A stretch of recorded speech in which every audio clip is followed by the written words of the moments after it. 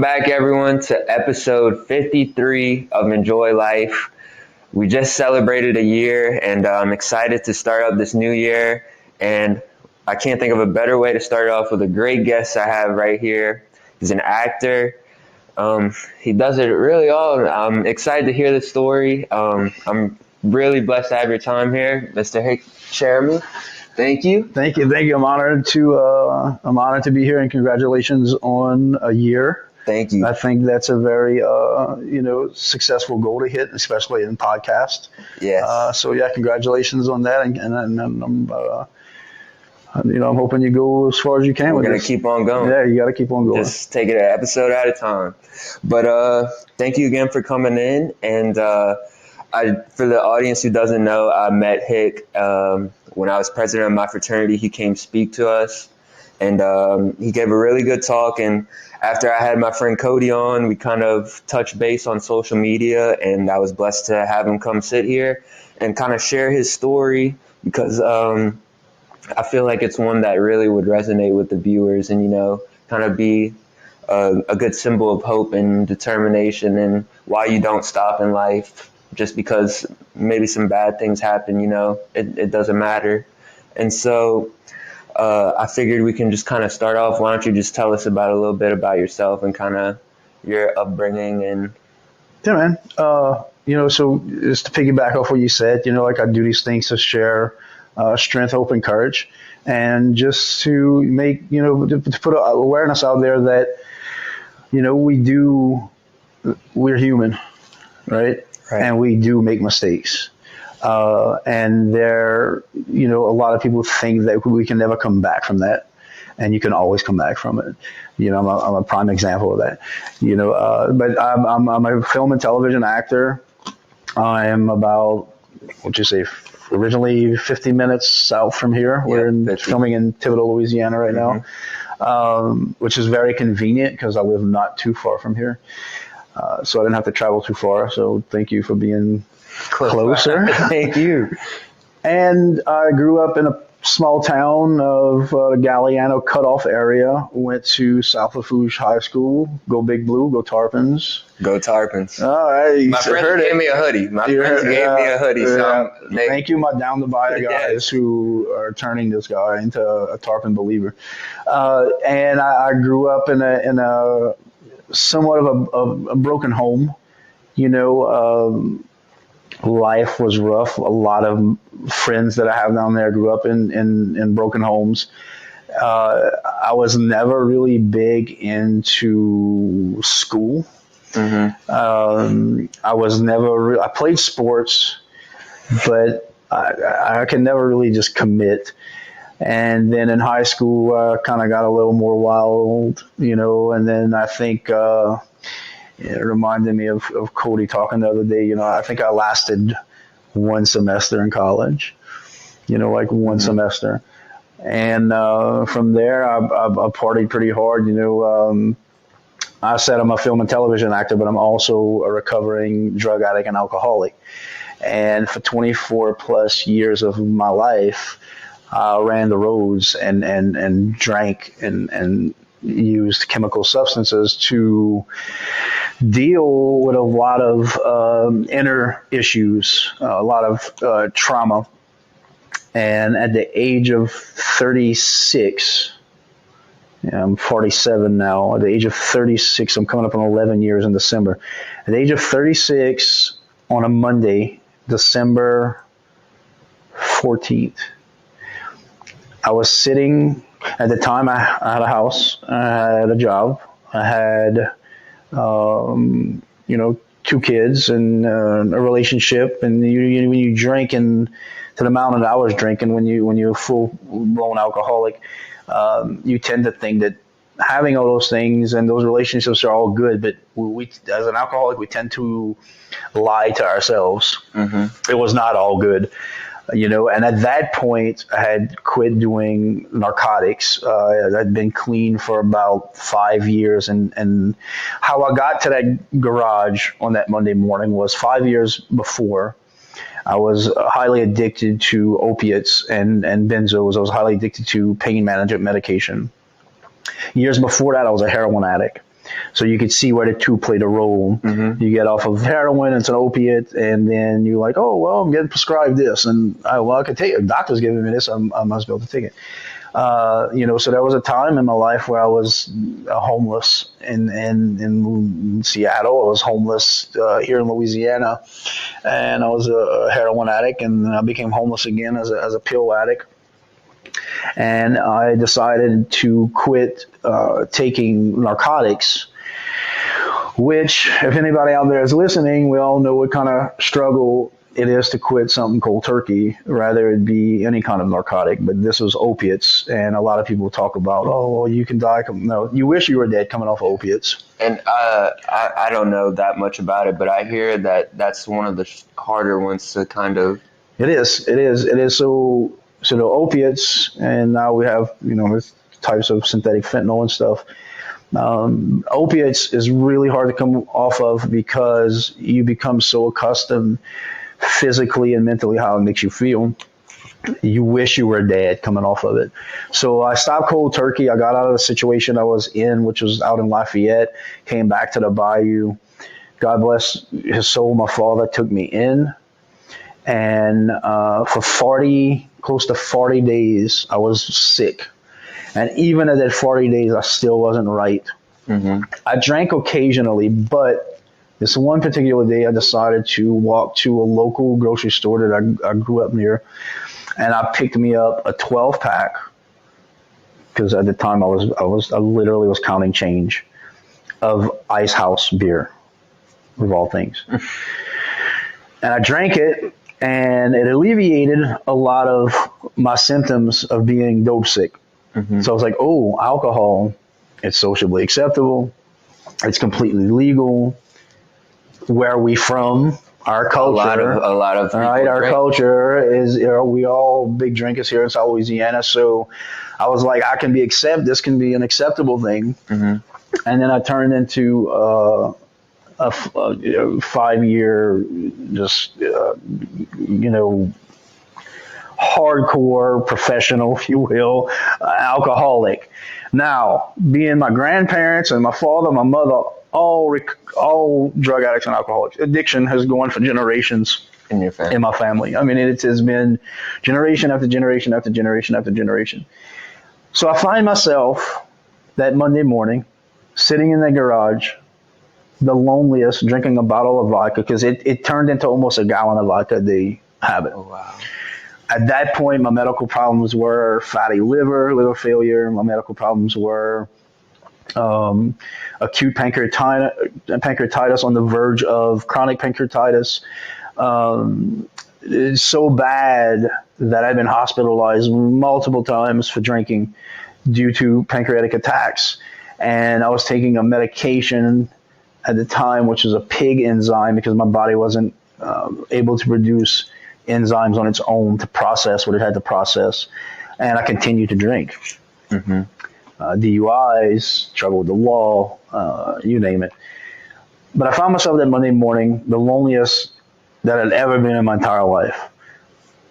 I've slept on benches. I've been without food. You name it. But right there in that moment, is when I felt the loneliest that I ever felt in my life. And I truly believe like God was stepping in. Mm-hmm. Yeah. So one of those spiritual moments. It was, and little did I know within the next hour or so that I would have this spiritual experience, awakening, whatever it may be. At the time, so I remember walking inside. This was right before Christmas, and all the Christmas gifts were there for the kids, and they were coming from their moms. And I was like, man, I'm crying. I'm like, I don't know what to do no more. I'm going to die. Like, if I don't do something about this, I'm tired of living this way. Like, I'm really tired of living this way.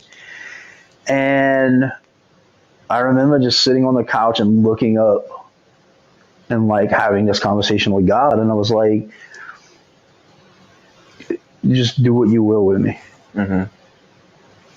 Like, you just kind of put it in his hands. I surrendered. Obviously, what you were doing, wasn't making you happy, and you were, like you said, you were tired of living that way. So You just kind of Yeah, man. submitted it to You him. know, like letting go of control. Like I'm not running this show no more. Yeah. You know, my way, as you said, wasn't working. It hasn't for 20 plus some years. It's brought me nothing but misery and pain and depression and anxiety, and then I mean all these things that stop us from just being human, right? So I remember doing that, and then just to show you how the evil forces, if you want to call them the devil or whatever, you know, because I'm to each and their own of what they believe. I choose to call my higher power God. It's what I believe in. It's my personal relationship with Him. I automatically start to try to bargain with Him, right? Because that's in my nature. I'm an addict, you know. And as humans, us who are not addicts, we tend to bargain. In general, if you get me out of this, then I'm not going to do this. If you get me out of that, and we never keep that promise. But I remember thinking, like, their Christmas presents are here. Christmas, I'm going to wait till after Christmas. You know, we know that New Year's was next, and then I was going to say, I'm going to wait till after New Year's. And to this day, I can't explain the voice I heard, but I was basically told, like, you will not be here for next Christmas if you don't do something now. And I picked up the telephone, and I said the most important thing I ever said in my life was, I want help. And within 24 hours, and I mean, I literally, when I got to the rehab center, I was so drunk. You know, God started working with people and to get me to where I needed to be. And I actually was lucky enough to go to a treatment center that's owned by Chris Herron, the Celtics basketball player. If you ever have a chance to watch the 30 for 30 on Chris Herron, he was a Celtic basketball player, and he was a heroin addict. And it got so bad here in America, he went play in the European League. His disease of addiction got worse. But he has probably one of the most inspiring 30 for 30s that I've ever watched. And the funny part is years before, when I was a junkie, I watched it. You know, Chris Herron was this professional basketball player, millionaire, and he found himself working in a rehab center washing dishes. So you want to talk about humbling experience, right? Yeah. And now he has an amazing foundation, and he owns, and I was lucky enough to be featured in a magazine with him. He owns multiple rehab centers now, and he gives back, staying out of self to serve the community with recovery and sobriety. But I got to the rehab center, and I was so intoxicated that they wanted me to go to the hospital for a doctor to clear me for me to go back into the rehab center. But like, that's how bad I was. I continued to drink in that emergency room. The woman I was with at the time had vodka in her purse, and I was still drinking. And I went into treatment, put in the work, then talk to my children, which is really hard not to do, because I had to focus like on me. Yeah. Because I was doing this for me. A lot of people want to do it for their girlfriend, their wife, their children. But you had to do it. But you have to do it for you. Everyone has to do it. I go and speak at treatment centers, and I'll ask somebody, like, why are you here? Oh, my daughter and son, I'm doing this with my daughter and son. Well, how's your daughter and son? Well, they're 7 and 8. Well, why you didn't do this when they're born? It's not going to work if you do it for them. Trust me, you doing it for you is going to do it for them. And all those things are going to come. And I entered the treatment center. There were 30 of us. There are 2 of us, 11 years now, that are still sober. So that's the statistics of it. You have 30 people in a treatment center. 2 of us are still sober. There's a handful that are dead. There's a handful that are locked up. And there's a handful who are still out there back doing what they were doing. And I pray for them every night that they make it. Got out of treatment and went to meetings and I mean really put in the work to stay sober. You know, I had to get rid of a lot of bad character defects I had. I had to drop my ego and I had to drop my pride, because those are like huge number one offenders in recovery. And that's my sobriety journey, and I've been sober since, and most people, sobriety's like it costs, and like the rent's due every day. And you know, like in the beginning, it was a minute by minute thing. Now I get to live it a day by day thing. And every night to this day, I do a moral inventory of what kind of person I was today, and then how can I be better than I was today, tomorrow, you know. And then tomorrow comes, and I'm like, how can I be better than I was yesterday? And that's all you can really keep doing. And a quick little story about, we talked about decades and decades of generational, this vicious cycle of this generational curse, I call it. When I was about 9 months sober, my daughter, who at the time was 8 or 9 years old, myself, my son, and her were driving in a car. We were driving together. We were going somewhere. I think I was bringing them back to their mom's. And she says this to me. Here's this little girl. She says, so your mom and dad were both drug addicts. My grandma and grandpa. I said, yeah. I said, yeah, they were. She's like, and their mom and dad. I said, yeah. I said, yeah. Everybody had chemical dependency issues. She said, and you were one, but you're not anymore. And I was like, well, I'll always be one. I said, but I'm not an active one. You know, I had to kind of explain that to her. I was like, that's something I'm always going to be. She said, but not anymore. I said, well, no, not anymore. I said, I don't do that anymore. And she says this. She says, that means that I don't have to be one.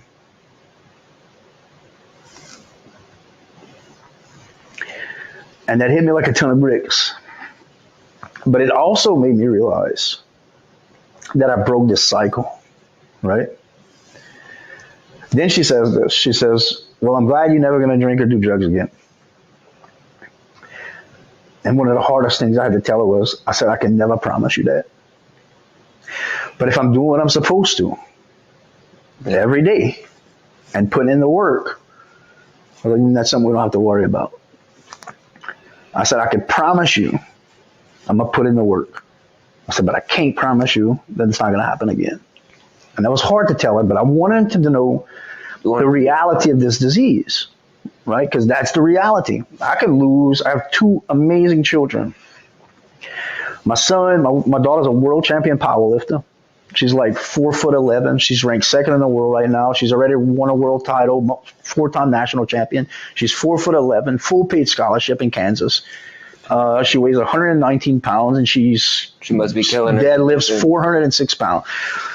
And I was able to teach her how to overcome things, because she was a little runt, and now she's like one of the most feared women, you know, in her division in powerlifting, collegiate title, all this stuff. My son is a brilliant artist and music producer, and you know, she took my sobriety well. She was very involved in it. My son didn't talk about it for 2 years. Was your son older? He was younger. Okay. And it bothered me. Anytime I bring it up, he'd say, oh, it's water under the bridge. And I'm like, that's not good enough. But you have to be... You don't want to just shove it under bed. You want to, like, it might be a hard topic to talk about, but, you know, we're family. You're my son. Like, we need to at least speak on this a little. Yeah, you know, I'm like, where your head's at? You want to know where your kid's head's at. Feel you them know? out. And so she was involved, and I mean, she would come to meetings, every testimony, every place I went talk, she wanted to be there, and she was there.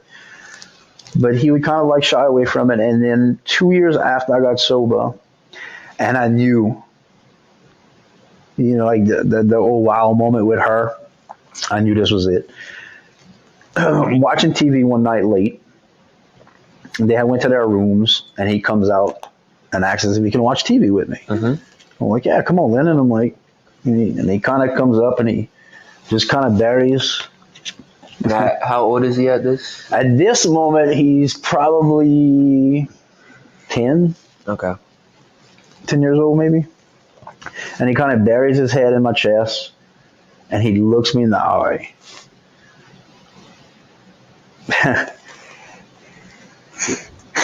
And he says, I'm glad you don't drink anymore. That was it. That's all you needed to hear.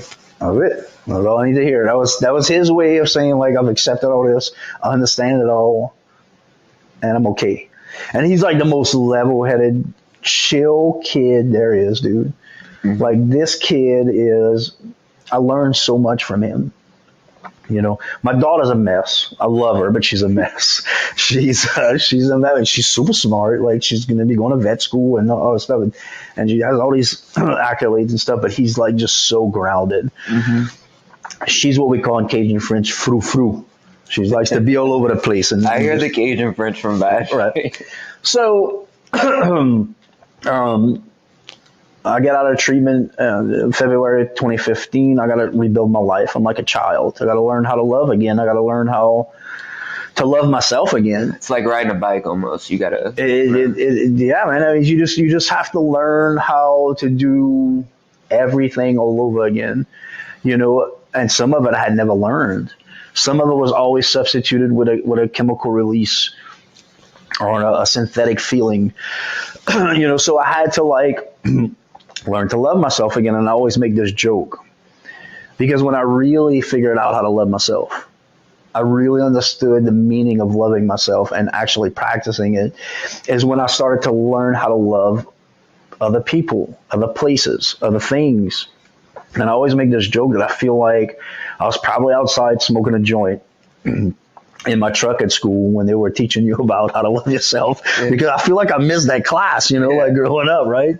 You know, and I grew up Catholic. I went to catechism, you know, but like obviously I missed something. I missed something that something didn't stick in them that other people had instilled in them that I different. And I think that was another big reason of me using was because I didn't feel normal. I didn't feel, but like what really is normal.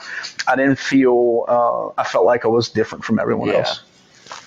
And come to find out now in my career, I'm realizing I was different from everybody else, you know, because without me feeling not normal and feeling different, I wouldn't have found out who you are today. Who I am today, right? Yeah. I mean, all this, and people ask me that, do you regret it? No, absolutely not. Mm-hmm. It made me into what I am today. Yes. And, you know, I just want to share with you, I mean, doesn't come anywhere close, but when I was 16, I got in a bad accident and I got diagnosed with epilepsy. And, you know, that was something really hard for me. And, you know, now I'm good. I mean, I haven't had any seizures in a while, but, you know, I struggled a lot because, you know, you couldn't drive, you couldn't do the little things. And I felt terrible those first couple of years. And kind of like you, like now I'm at the point to where I'm glad everything worked out it did, because I wouldn't even be close to the person I am today without that happening in my life. Yeah, it builds you into who you are. And don't ever, I know you said it's not as bad as me, but your bad and my bad is two different. It's two different bads. You know, like your bottom of the barrel and my bottom of the barrel are both bottom of the barrel. So don't ever undersell what your bad is. Always remember that. Just because I was a homeless junkie drug addict and I overcame this and that, and you got into a bad accident and you were diagnosed with epilepsy, doesn't mean your story or my story is harder than the other. Right? Don't ever forget that. Like a lot of people do that, and then you know, I think there's a lot. That's a lot. What's wrong in the world today is that you know, this is a lot wrong in the world today. That's a whole other podcast. But you know, like don't ever undersell that because your roommate's bad or my bad, you're bad. It's all bad, right? And it all affects us, and because we feel, and it all makes us feel a certain way. It gives us a lot of things that we don't want. You know, it gives us anxiety, it gives us depression, it gives us, you know, low self-esteem, disassociation, whatever it may be. It all affects us, you know, and you have a lot of people in the world that want to be like, well, I had it rougher than this person. No, everybody has their rough moments, and no person's rough moment is greater than the next person's rough moment. We all have them. So just always remember that, and don't ever undersell. Yeah, don't ever undersell yourself with that. So, I come back, I learn how to live all over again. I work for an amazing company, Danos, and I went to school with their sons, and God bless that family, because when I came back, first they allowed me to go get help. They supported me in going to get help, and when I came back, you know, they really took care of me. Mm-hmm. And to this day, I still, as much as I travel and all the acting I do, still grateful for that. I'm still grateful for them. They still employ me. They still allow me to insure my family. So I came back and just started kind of living a normal life, trying to figure out who I was, what kind of employee I was, what kind of father I was, what kind of person in a relationship, son. And in 2012, I lost my mother to an overdose. Sorry. I lost her in overdose. She could never get it. My father was a dry drunk. He quit drinking, but he never took any kind of steps of spirituality or growth. So there was still a lot of, internal Battle. issues he was dealing with as far as self-worth and who he was as a man. And I loved my father, and he raised us on his own. My mom left when I was young. She ended up dying a drug addict. And so here I am back trying to figure how to live. Very involved in sobriety. I started to realize that I had to throw, you and I were discussing this earlier, that I had to throw myself into more things to keep myself busy. So I got involved in this really great charity organization called Bearded Villains. Hence I have a beard. When I went into rehab, I quit shaving. Okay. I was going to ask you when the beard started. When I went to great rehab, beard, by the way. Thank you. When I went to rehab, I quit shaving because they told me that I had to take care of something. I had a dog already. I had a pet. I was afraid I was going to start growing plants. I'd start growing weed again, because I did that for years in the mountains. That was one of my things that I loved to do was to grow pot. And that was something I knew I couldn't do and I had to stay away from. So I was like, I'm going to grow my beard. And it's crazy how God works, man, because my beard would kind of became a staple, would you say? It became a staple, but then it became like a part of me spiritually, but it also became like kind of a trademark for me, So I joined this organization. They worldwide. I got to travel to Puerto Rico, Los Angeles, Miami, all these different places doing these huge charity events to raise money for these different orphanages or veterans or whatever we were doing. So I did that for a while and continued working on my sobriety. And in 2018, I was talking to you about this earlier. I got a call from a girl who's cutting my hair, and she asked me if I wanted to be in let me reverse. I was doing a podcast, right? 2 weeks before the girl called. And I was doing the podcast, and this guy wanted me to do a podcast. It was a girl I went to school with, her young brother, and it was called the Good Old Boy Podcast. Mm-hmm. Which sounds really rough here in the South, what are you going to be talking about? But it was more about, he wanted to know about my sobriety. It was a podcast similar to what you have. It's men who overcame things, and I don't think he does it anymore. But he asked me this one question while I was doing this podcast that forever changed my projection into where I am now as a film and television actor. He said, "Is anything in your childhood that stopped you from accomplishing any childhood dream you had, and that drugs and alcohol stopped you from accomplishing?"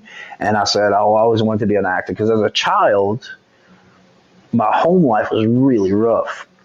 So television was always an escape for me. It was always an outlet. It was always a place to escape and for me to go with my imagination and kind of, it's kind of funny, man, because television was kind of like drugs and alcohol for me as a child. Mm-hmm. It was helping me escape a reality, right? Well, may I ask what show in particular was it? Oh, man, I mean, when I was young, it was cartoons like He-Man and G.I. Joe. And then as I got older, it was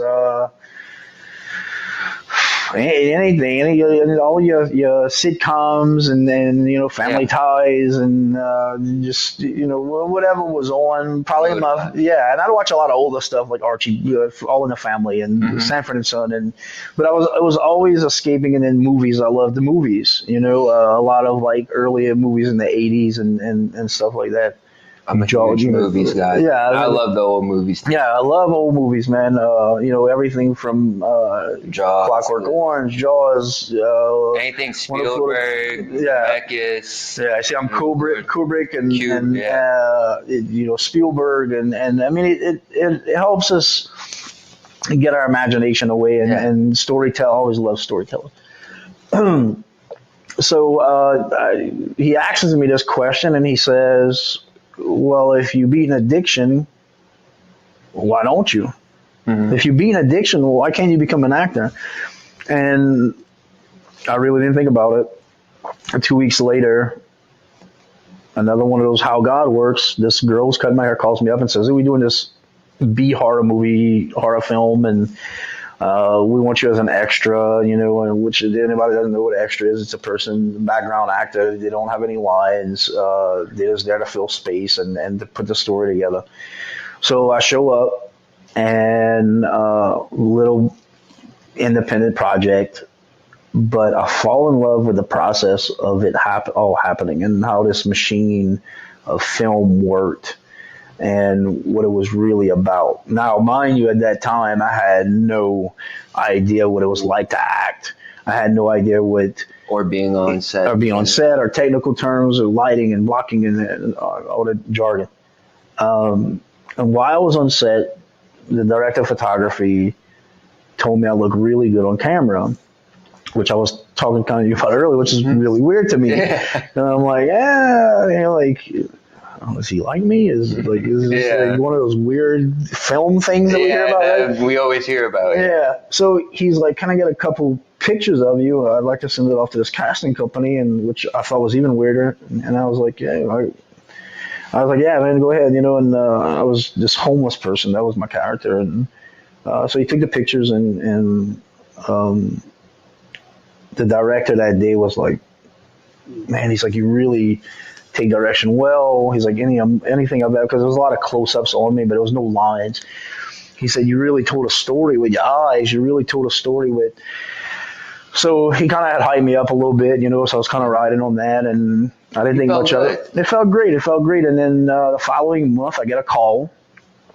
I'm driving home from work, and I pull over, and she's like, "This is so-and-so from so-and-so casting." She's like, "We'd like to book you for our NCIS New Orleans as a prisoner." First, she asked me she's like, "Is this HICK CHERAMIE'S?" And anybody down the bay knows me. I went by Skip. So I thought it might have been the government or the law trying to get in touch with me by calling me by like my birth name. Yeah. And, so I was hesitant. And then I was like, "Who's this?" I'm like, I thought it was somebody playing a trick on me. And she's like, "No, we want to book you. Can you be tomorrow for fitting at this time, this place," or whatever. So I show up at this NCIS headquarters, with CBS and stuff, and I go do the fitting, and I go and I shoot it, and I spent all day shooting it, and I'm on camera for like a few seconds, and then I really fell in love with it. I was like, wow, because it's on such a bigger scale. Like, oh my God, this is what I dreamt about as a kid. This is what I want to do. Like, this is what I want to do. And people thought I was crazy because at the time I was 40.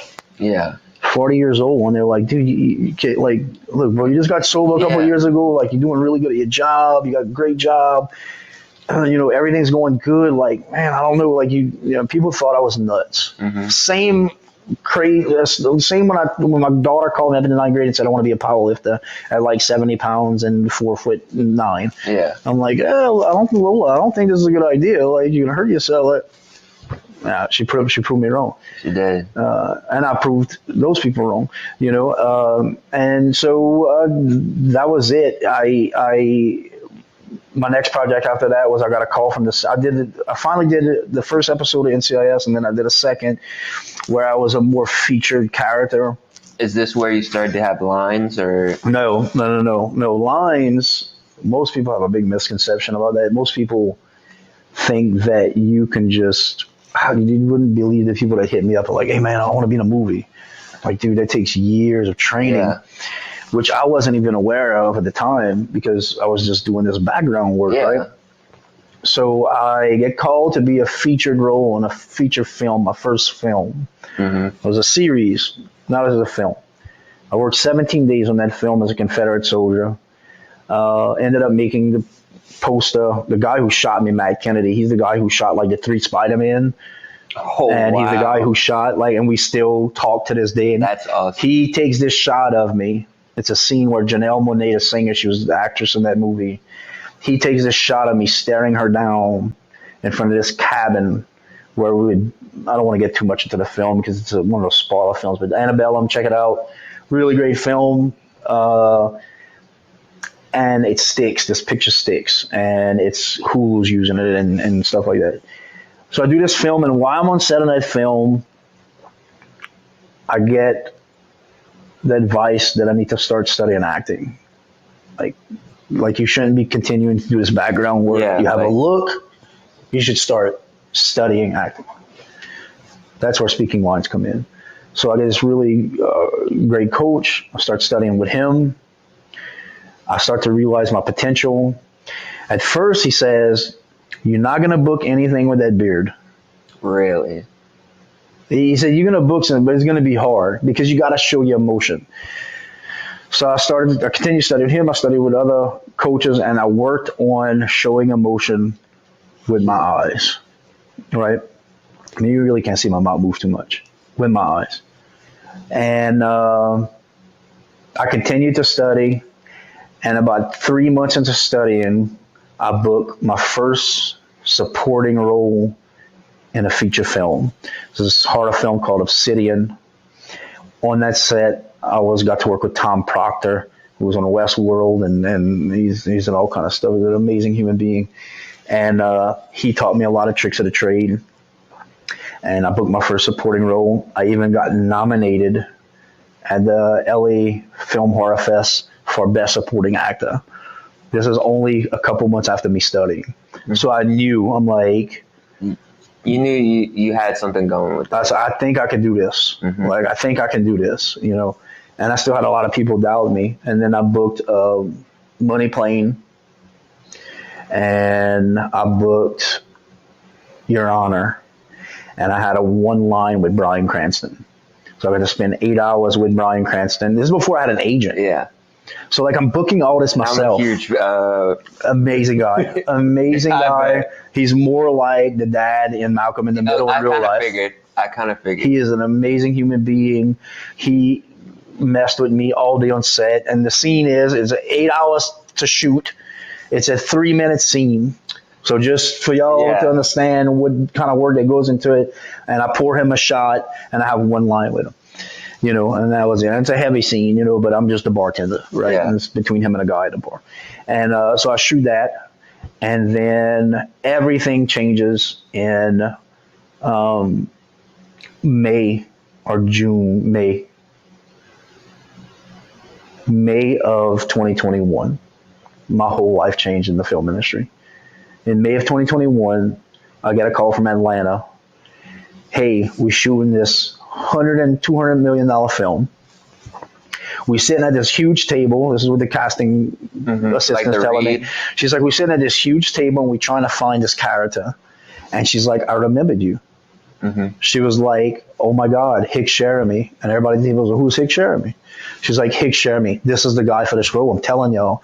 They were like, well, let's look at his picture. They look at my pictures. They're like, call him up. And I get this call. She's telling me a story. And she says, look, she said, I know you're not under NDA, which is a non-disclosure agreement. She's like, but this is an Apple production. Will Smith starring in it.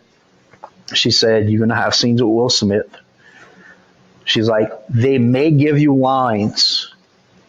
She's like, but we want you to audition. All right, cool. No agent, no nothing. So like, I can't get into the whole process of it, but like auditioning is like me sitting in front of this camera and then doing a scene, but like everything's got to be right. Lighting, eye line, and everything. You got to be in the moment for it. So my new girlfriend at the time, because I left a relationship that wasn't healthy for my growth. My new girlfriend at the time is just entering this world of film with me. And I'm like, look, I need you to film me. I need to do this audition. This is how you do it. Now she's like a professional at filming me. I've booked more roles with her reading dialogue and her and I doing scenes together, which she's already got approached by a casting agent to act. And she's like, absolutely not. Because she sees what I go through. We shoot the audition July 4th, coming up on July 4th in 2021, I get a call. I'm at the laundromat right here in Thibodaux, and my phone rings. The one on St. Mary's?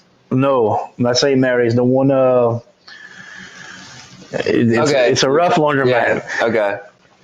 I'm there getting ready to get down and do my clothes. She's at the house. My phone rings. It's Atlanta. And they're like, hey. You got the part. We were like, we're going to be shooting for like, it ended up being like 6 months, on and off 6 months. So I go and I do this film.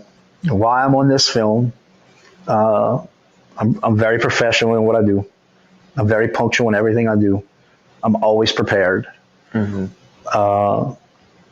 I put in 110%. I get to work with Will Smith, Stephen Ogg. I get to work with Ben Foster. I get all these amazing people that I've looked up to.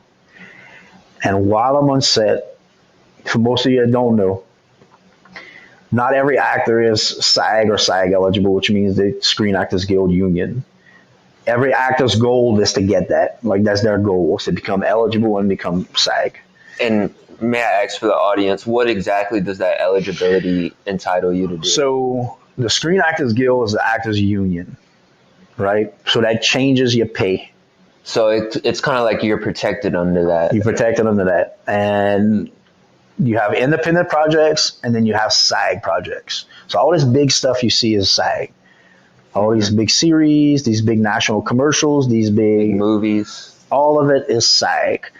Obsidian, like I did, and these film festivals, it's all independent film, which independent film, I still do independent film because I'm SAG eligible. I can, because I'm in a right to work state. Eventually, they're going to make me join, but I make SAG rates. So it's like I'm in the union, but I'm not, right? Because I'm eligible. But every actor's goal is to become SAG eligible. And while I'm on the set, Antoine Fuqua, who directed Training Day and all these other great movies, and I love Training Will Day. Smith, and they put me on contract, SAG eligible contract. And that was huge for me. Like, I worked really hard to get to that. And that changed everything. It changed my rate of pay. It changed, what kind of projects wanted me, what I can go to, what I can. Because people see that and they're like, they're like, oh, he didn't just get here by getting here. Like, you have to work to get there. So that I filmed that film. April 22 comes around, still no agent. What was it? I'm sorry. What was it like working with Will? So he's one of the most kindest humans that I've ever worked with. He truly is. I was shocked. We were all shocked about what happened, right? Oh, yeah. Because that changed the projection of the film. Was that before or after? Okay. So we were projecting that film to come out that November. It happened. I mean, the film was pushed a year. I think the Oscars were Monday, and I don't follow the Oscars really too much. But it definitely changed the projection of the film, the success of the film, because it was a great film. It was a huge production. It's a great story, and it really changed stuff. But great guy. Did me another personal favor that I won't get into, a financial favor for me. The weekend of my son's birthday, he did me a huge favor. But I think he made a mistake. We all make mistakes. We talk about mistakes. But he's a great human being. That one event doesn't define who he is. No, not at all. And whatever his personal life maybe is his personal life. We all have to have our own personal life. But great guy, kind human being. I'd work with him any day. Type of guy. It's Cranston, same way. So 2022 comes around. Emancipation comes out, and now I'm like, I need representation. Mm-hmm. I'm not going to go forward without representation. Right. So representation as an agent, they're the ones who get you to auditions. They're the ones who represent you in the industry. They're the ones who negotiate your contracts as far as money, lodging. I mean, everything is negotiated by an agent. They get 20%, which is usually involved in the SAG contract. My agent, anything independent I do, I don't have to give her, but I always break her off. Mm-hmm. She's an amazing woman. But how I got her was, I went and said, you got all these agencies and you have to submit to them. Demo reel, resume. I mean, it's a package. It's a process. It took me 5 years to build that. I'm sending it in one email, and it took me 5 years of work to send that one email. So I send it to all these agencies except hers because she's like untouchable. You can't submit to her. Her submissions are closed, right? You got guys like Billy Slaughter with her and like these working actors, these character working actors. So I send them to all the other agencies. I'll never forget. I was sitting in a pool boy restaurant in New Orleans when I sent my first one. I cried like a baby because I knew how long it had took me to get there to send that email. And I didn't hear nothing for 3 weeks. Now I started questioning myself as an actor. I'm like, am I good enough? I'm not. I got to keep working, or should I give this up, or should I? And on a Wednesday or Thursday, I'm in the oil field. It's April. It's hot. I'm physically working. I had a big job going on, and I said, "Man, I need y'all to cover for me for a minute." I was like, "Fuck it." I'm emailing her my shit. And I shot it to her. And I got an email back. Can you talk on Friday? Holy shit, Angie Moncrief wants to talk to me. How did right? Yeah, just big sigh of relief. So I didn't know what was happening Friday. I knew I would be working, and I'd be working a lot. Call me Friday. She said, I'm calling you at 1. She didn't even give me a time to come up with. Like, I'm calling you at 1. Yeah. And at 1, I'm going to be so busy. So one of the guys I was working with, I said, look, 1 o'clock, I got a phone call coming. I was like, I need you to cover. Watching this job going over. I need you to help me pull this stuff, do it. Phone rings. We talk for an hour. She says, I've looked at everything you've done. She says, I've even been through all your social medias. Like, they're very meticulous.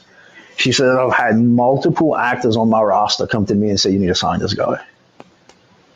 They've worked with you. You really need to sign this guy. So she put me on a 3-month probationary period.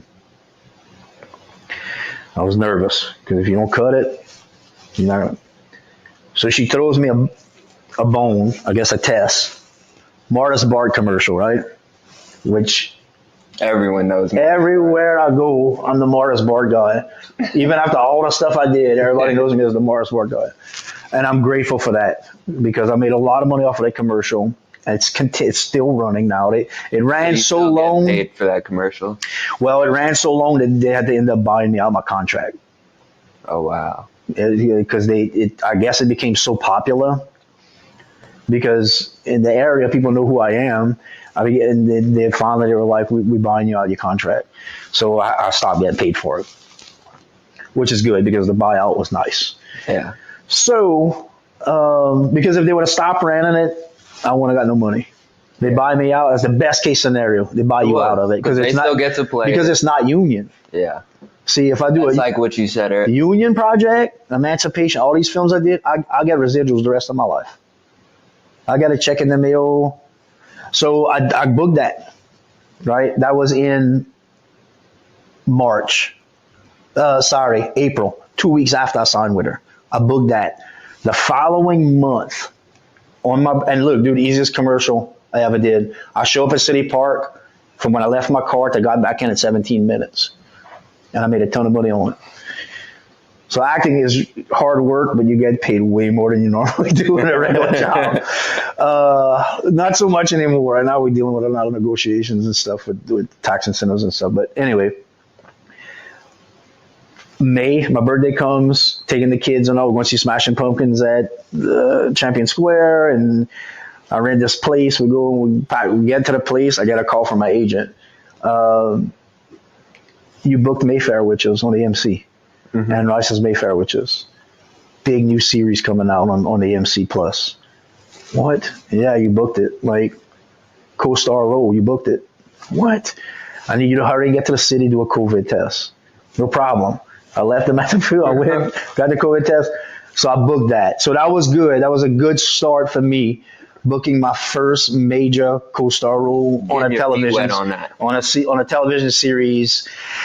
And then after that, man, it just took off. It just took off. was blessed with so many amazing opportunities. Starting in 2022, I worked all year long pretty much as an act of balancing the oil field, which is really hard to do. I went from co-star roles to major support roles in major feature films. I went to lead roles, then went to Oscar qualifying festivals. But I had never got a guest star role, right? So a co-star role is a person who has like a couple lines on a TV show. A guest star role is somebody who has like pages of lines and is a character in a TV show. So fast forward, I did, I can't think of even all the stuff I did. I got like 6 movies coming out. I got like 6 other projects lined up this year. But you can go to my IMDb and look at all the stuff I got coming and what's in post-production and coming up and coming out. Last year, I got my biggest television role ever.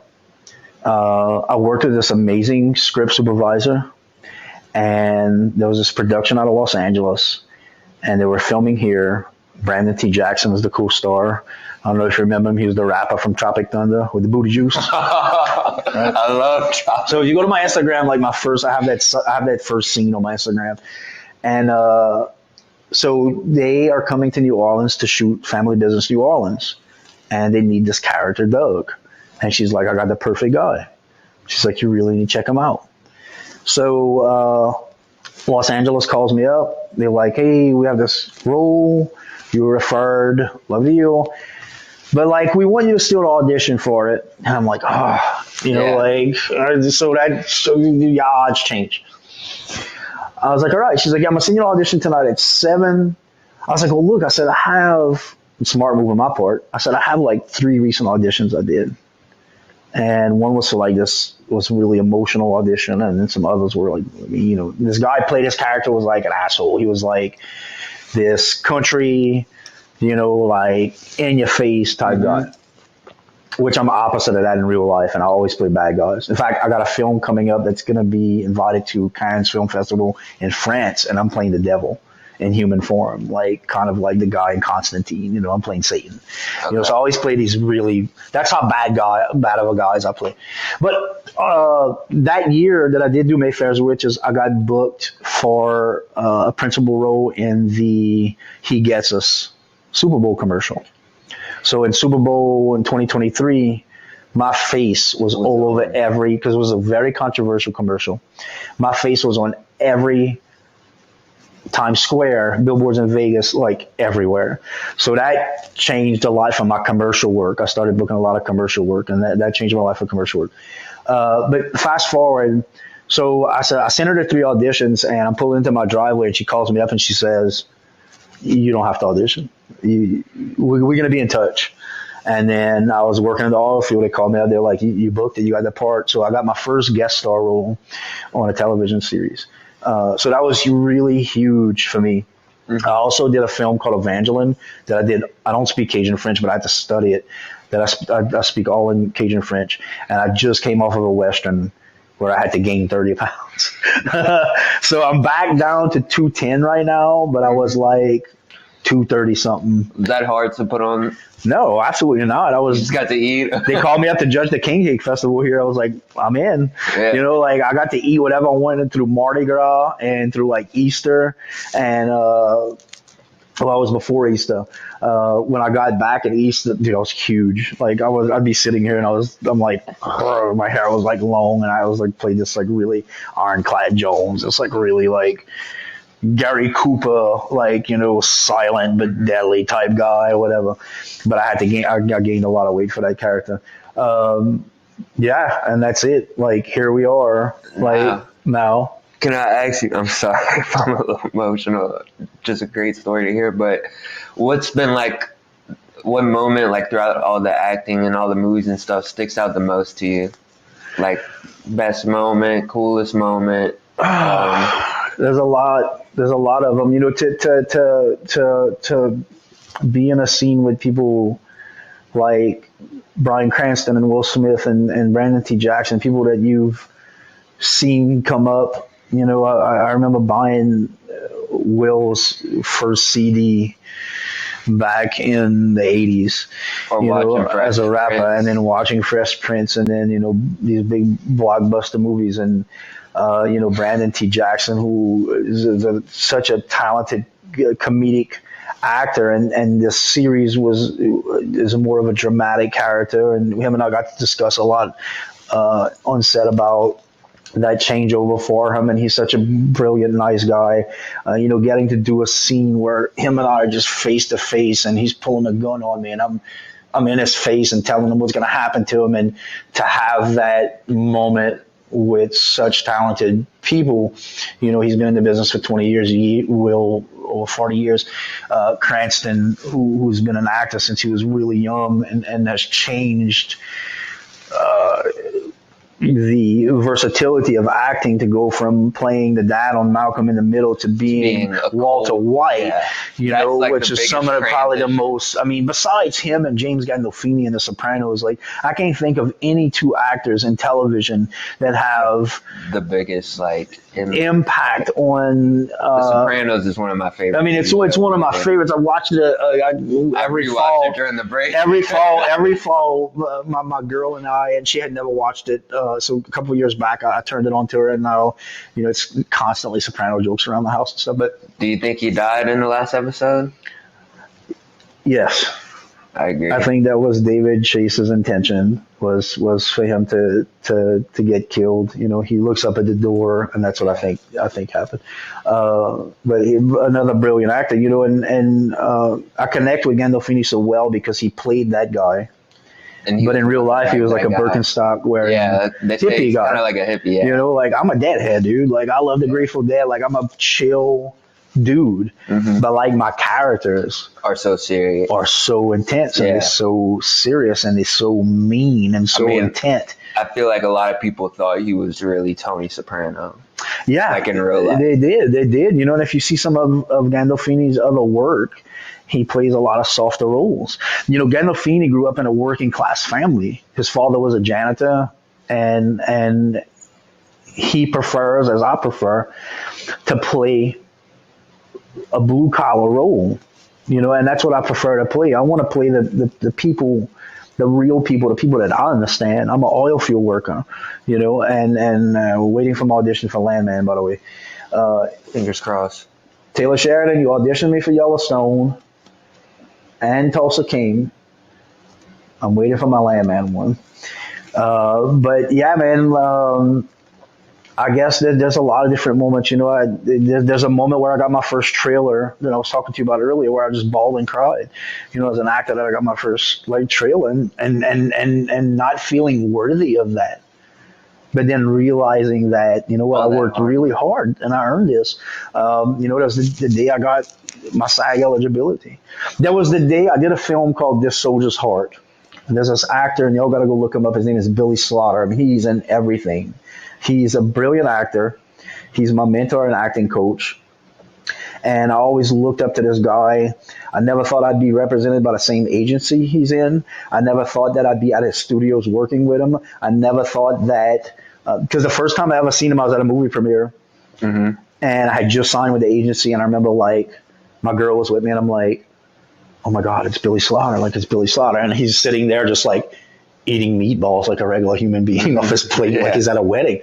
And I went and introduced myself to him. But I did a film called This Soldier's Heart about post-traumatic stress disorder for veterans. Probably one of my most emotional, dramatic scenes that I've done. It's in post-production now. But Billy and I had a scene together in that movie, and that was a big moment for me. So I would say this, and Billy, if you see this, when I finished that scene, we did about 7 or 8 takes, and it was me in a support group for post-traumatic disorder for veterans. And it was me crying, and it's heavy. It's like really heavy. And we do it, and they want another angle. And finally the director's like, the DP's like, man, he's like, we gotta keep shooting him. Like, he just keeps bringing it. He keeps bringing it. You know, because like most actors will just get emotionally worn down. But what I figured out was that I healed from a lot of trauma. I always remember what that made me feel like. It's always here. Yeah. I healed from it healthy. So I'm able to pull it up whenever I need it. And the fifth one, the director's like, that's enough. Like, we We're good. We're good. Like, we got everything. We're not doing this to him again. I said, I got one more in me. And they did it. And when they cut, Billy got up from the chair and he came put his hand on my shoulder.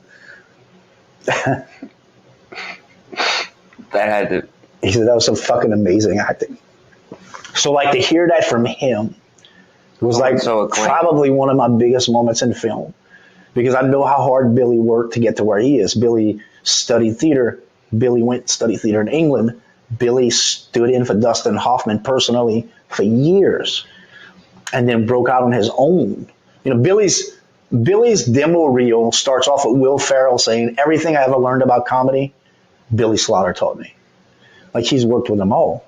He's got like 100 something, almost 200 something credits, you know, and anything you watch, he's in there. He's just not a big name, but he's an actor. He's a character actor. That's what he does. Twisted Metal. He's the dude with the ears around the manager. And I mean, he's in all kind of shit. But that was a big moment for me, is when Billy Slaughter put his hand on my shoulder and said, that was some fucking amazing acting. I felt like I had made it. Yeah, that was like your I made it. I'm an actor. Okay. Like, I'm an actor now. Definitely. You know? And so, I mean, now you have a lot under your belt, and I've just been wild this whole time we've been sitting down. What are some future goals that you have for your career? For my career, man, you know, I could die today and could be completely happy with what I've done so far. So I think whatever comes next is Lanya. It's just a but. Yeah. You know, like, I really do. Like, I've been so fortunate to do what I've done and to come from where I came from, that I'm completely satisfied with my career today. Now, one of the internal struggles as an actor, and all actors, is that a lot of us are never satisfied. We want to keep the more and the more, and it's never enough. It's kind of like being a drug addict. You know, I was like, oh, man, I need to become SAG eligible. I need to become a co-star. I need to become a guest star. I need to be a lead. I've been a lead. I've been a supporting. I've been a major supporting. I've been a co-star. I've been a guest star. I've been a national Super Bowl commercial principal actor. You know, I mean, what's supposedly gonna be better? Stand and accept an Oscar? Yeah. A statue? Like, I fulfilled. You've done it. Within. There's no material object that's gonna make me feel better than what I've done. You know what I'm saying? There may be another opportunity that I'm gonna be grateful for and feel good about. But like, and some actors might say some shit about this, but I'm completely content with what I've done. Anything else that comes is just another blessing and opportunity to further my passion of creating stories, real stories, and telling an audience that story, because, like, I want to make an audience feel what I'm feeling in that moment when I'm acting. That's my job. My job is to make them feel. That's it. Simple. You know, and I think I've done that, and I think that I'm gonna continue to get to do it, and wherever it takes me, it takes me. But I could say today, you know what? I quit acting, and be completely okay with what you've done, what I've done, and it has to be like that with life. Yeah. You know what I'm saying? You gotta stay humble. You gotta be grateful. You gotta be grounded. You have to be aware of who you are, the man or woman you are. Your moral compass has to be set in a direct path of what you believe. Like, that's the key. It's how I got this far. People ask me, this is what I do. But this is my experience. It may be different for you, but this is what I do. This is how I made it here. This is how I made it here to this chair this morning. If I wouldn't have ever put heroin in my arms, I would not be sitting here talking with you right now. If I would have almost died from alcoholism, I would not be in this chair right now. If I would have been on a TV show or a movie, I would not be in this chair right now. I'm not hitting home runs. I'm not scoring touchdowns. I don't play for the Carolina Panthers. I'm not in pajama pants like Cody.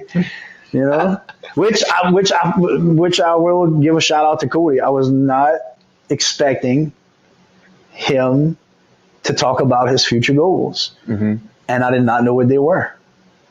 For him to be into music and he's singing, big into music. And I did not know that about Cody. So I learned something from your podcast that day, and I learned something about Cody that day. So I think you're doing good work here. I appreciate that a lot. So I want you to always remember this. If you ever doubt this, remember your why. Don't ever forget that. Remember your why. Thank you. Yeah, man. I appreciate that. Before I ask my last question, I was just curious because, you're always talking about the movies. What's your 3 favorite movies? Oh. And I know 3, there's so many movies out there, but if there's a top 3. Taxi Driver. Okay. I think De Niro's performances there is absolutely amazing. Flew Over the Cuckoo's Nest. Jack Nicholson, probably to this day, still one of the greatest actors around. The man's just brilliant. And there's so many. Goodfellas. Goodfellas? It's a great movie. I think mine would have to be Shawshank Redemption. Great movie. Then I'd throw in probably Saving Private Ryan. Also a great movie. And then 3 would be tough because I'd either go Roadhouse. Okay, that's a good one. Yeah. Me and my dad love that movie. Or I'd go A Few Good Men with Jack. That's one of my favorite performances. His Easy Rider. Easy Rider is one of my favorite too. I didn't name that one. It was the first time I ever saw Nicholson, and it was early in his career. Him, Dennis Hopper, and but yeah, the Few Good Men. And you look up the story about Kevin. Go look up Kevin Pollak's story about Nicholson doing that monologue. It's really interesting. And with Rob Reiner, who directed it, who was Meathead on All in the Family. We were talking about that old TV show earlier. But great movie. Great movie. So you kind of like military, I notice. I love military movies. I like older movies too. I don't know why. I just feel like they're made better in a way. Well, yeah. Everything's a sequel these days, or it's a prequel these days, or it's a reboot. I like movies that come out in the 2000s, but anything like 1980s, 1990s, I can watch all the time. That was a good time for the film industry. Yeah. It's not the same. And I love to like the Godfather movies. I love those. And when I'm sure you know about it, they made how they made it it was called The Offer. It was this TV show. Yep. And I probably watched that twice. I think it's just so interesting. Did you watch The Studio yet? No, I haven't. On Apple? No. Need to go check it out. Check it out. That's the industry we work in. And so I'll say this too before I get into my last question. So I worked at Johnny's Men's Shop, and they actually did a movie over there on our other side. This lady, I'll never forget. She came and she was asking. She was like, "Hey, we're doing a movie. We'd love to use y'all other side as kind of set up shop." And they filmed downtown as well. Was that for Nickel Boys? It probably was. Yeah. It was kind of set. I don't know when exactly, but it was more older times. Yeah, they had Nickel old Boys. TVs. Yeah. Yeah, I didn't get no auditions for that movie because in that time period there was no beards.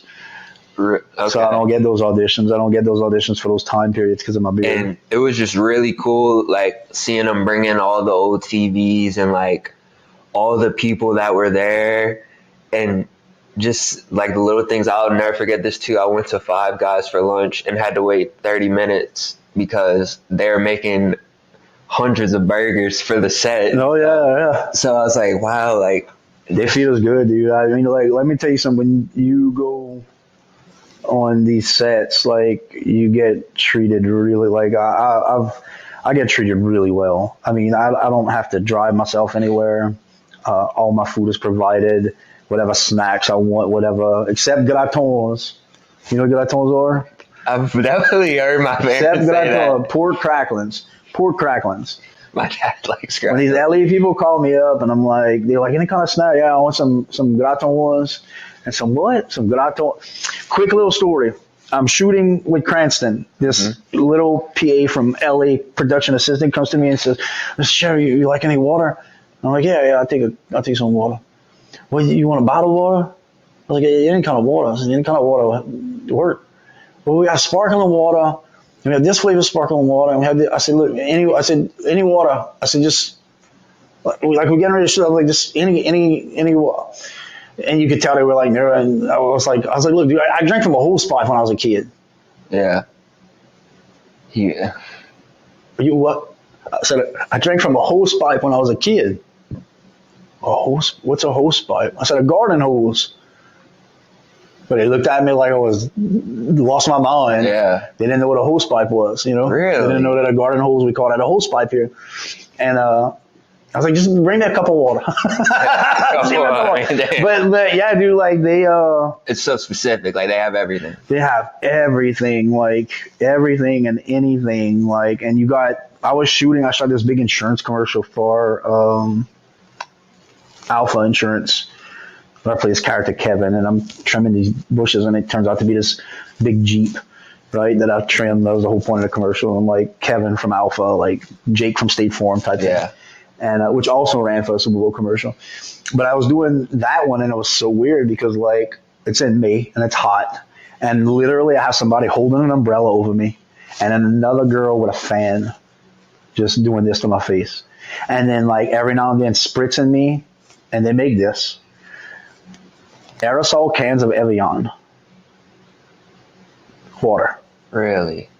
To miss me, to cool me off.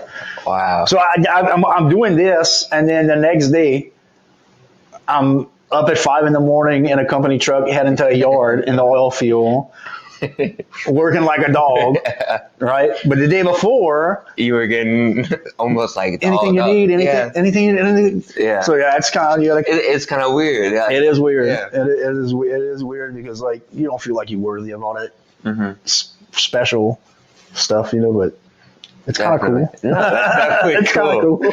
So this is like my favorite question to ask. I always ask after every episode. And I just want to say, I think we talked about some great stuff. But, Hick, why do you enjoy life? Why do I enjoy life? I should have saw that one coming because I heard you ask it before, but I didn't even think about it. Why do I enjoy life? What else is there? I mean, really. Without this life. Yeah. What are we? What are we? You know, so why do I enjoy it? I guess because it exists. Because we're here talking. Yeah, you know, I mean, think about it. It's a pretty deep question, you know, and I'm sure there's billions of answers for it. But I've gotten answers everywhere, long, short. I just think because it exists, you know, like without it was what Anthony Soprano's mama said, a big black hole of nothingness. It's either that or that. Like, you know, I'm gonna choose the life part. You know, you know, I think life is beautiful. I think that, you know, life is what you make it. All these old cliches that people say are really true. But cliche things are cliche for a reason. They are cliche for a reason, you know, and they vary. There's a lot of truth to them, you know. I mean, we get to, you know, after I got sober, life became different. Blessings became different. I understand the meaning of a blessing. Everybody asks me, like, how are you today? Well, I woke up this morning. I'm good. Yeah. You know, he gives us this cool gift called free will. So we get to make a choice every day. That's the biggest blessing. Like, how cool is that? You know, we could be in a place or a society or a whatever universe of a place where we have no choice and we have no free will, but we get to wake up, then we get free will. And now it's up to us. right? Mm-hmm. So That was a beautiful answer. I mean, I liked that one. yeah, I appreciate that. And you had me a little bit teared up. I think this is the first time I might have cried. But just thank you for coming by. yeah, man. Thanks for having me. I'm honored. Hearing that story, I really think would resonate with a lot of people. You know, just not quitting. Like, uh, I can't even fathom how hard at times it must have gotten, and just to see you succeed in acting and doing all these big things with all these big actors and staying so humble and grounded from where you came from. It's a great story to hear. Thank you, man. Nobody remembers a person who quits. Yeah. You're not And remembered. you gave me And I'm not talking about like remembering in the fame sense. I'm talking about like